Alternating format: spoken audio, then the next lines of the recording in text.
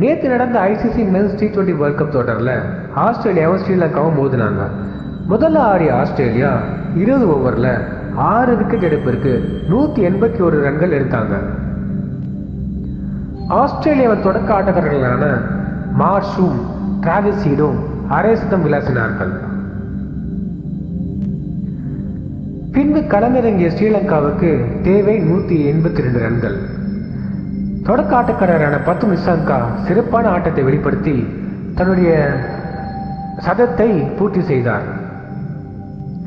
முடிவில் இலங்கை 18 ஓவரிலேயே 2 விக்கெட் மட்டுமே இழந்து 184 ரன்களை எடுத்து வெற்றி பெற்றது.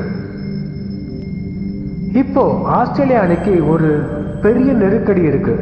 ஏன்னா லாஸ்ட் மேட்ச் தான் ஜிம்பாப்வே கூட தோத்தாங்க, இப்போ ஸ்ரீலங்கா கூட தோத்துட்டாங்க. ஸோ இன்னும் ஒரே ஒரு மேட்ச் தான் இருக்கு, அது ஓமன் கிட்ட. அங்கே ஒரு பெரிய ஹை நெட் ரன் ரேட்டில் அவங்க ஜெயிக்கணும். அது மட்டும் இல்லாமல் ஜிம்பாப்வே 2 மேட்சும் தோக்கணும். ஜிம்பாப்வே வெர்சஸ் அயர்லாந்து இன்னைக்கு மேட்ச் இருக்கு. ஜிம்பாப்வே ஒருவேளை அயர்லாந்து கூட ஜெயிச்சிட்டாங்கன்னா Zimbabwe will go through the next super 8 level. So Australia ஜெயிக்கிறதும் சூப்பர் 8ல் போகிறதும் போகாததும் இப்போ ஜிம்பாப்வே கையில் இருக்கு. டியர் வியூவர்ஸ், ஆஸ்திரேலியா கம்பேக் பண்ணுவாங்களா? இன்னைக்கு ஜிம்பாப்வே வர்சஸ் அயர்லாந்து ஒரு குரூஷியல் மேட்சாக இருக்கும். ஸோ அதை மிஸ் பண்ணிடாதீங்க. தேங்க்யூ ஃபார் வாட்சிங் திஸ் வீடியோ. சப்ஸ்கிரைப் பண்ணுங்கள், ஷேர் பண்ணுங்கள்.